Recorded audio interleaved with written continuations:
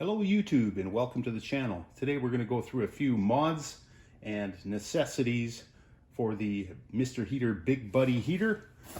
First off, I highly recommend the Big Buddy carry bag.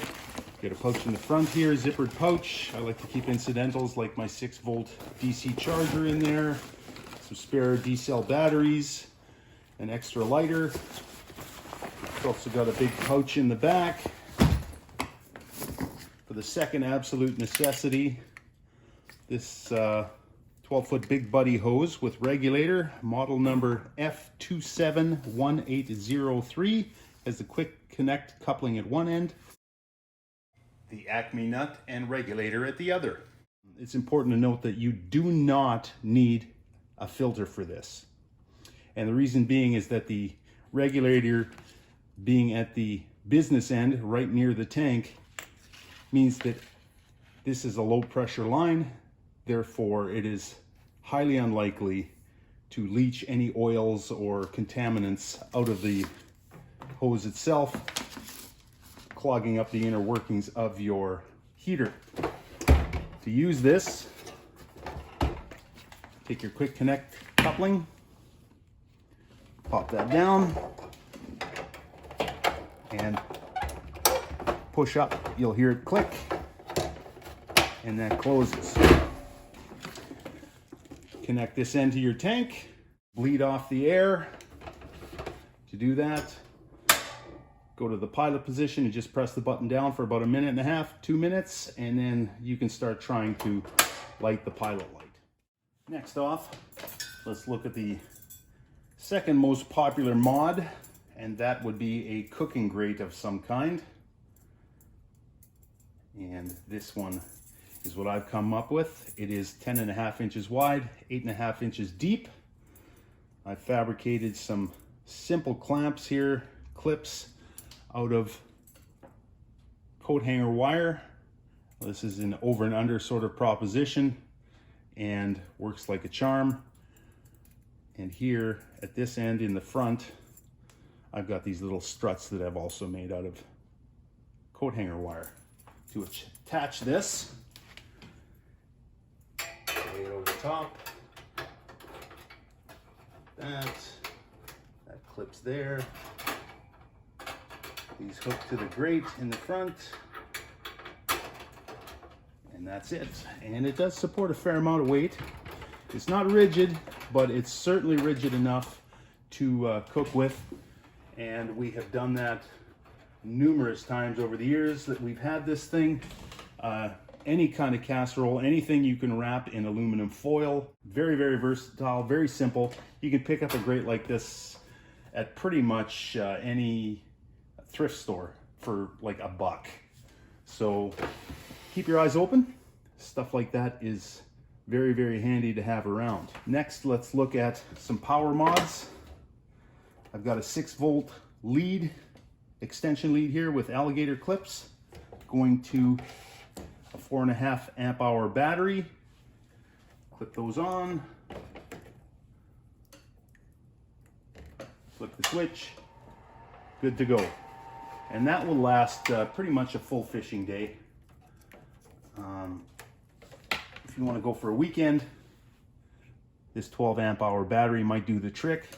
This 4.5 amp hour battery, picked it up at L&M Supply, Fleet Farm, if you will, for $7.99. This one was probably about $20, I think, on Amazon, something like that. So definitely worth considering. Of course, in the back, you've got your stock D-cell compartment. You can use those if you want. Here you can see I've hooked up a USB connector. That's 5 volts. And you can power that with a USB power bank or something like this here. Plug it in, power it up, click the switch, good to go. Something else I've been working on is just a small portable stand just to get this thing a few inches off the floor. And this one's made out of 1/2 inch plywood. You've got one piece that is 17 inches long, 15 3/4 in between these two knobs at the end. And you've got two pieces that are 12 inches long, 10 inches in between these two knobs. As you can see, I've made some speed holes and just use simple joinery just to hold them together. So that's really about all there is to it. This all fits in the, again, in the Big Buddy carry bag. Again, 4 inches high. And that just prevents a little bit of thermal transfer into your EVA foam floor, preventing snow from melting underneath, and heating up the air you want to heat up. For those of you who aren't familiar in how to open these cases up, there's 4 screws, there, and there. Phillips head, that's the screw right there.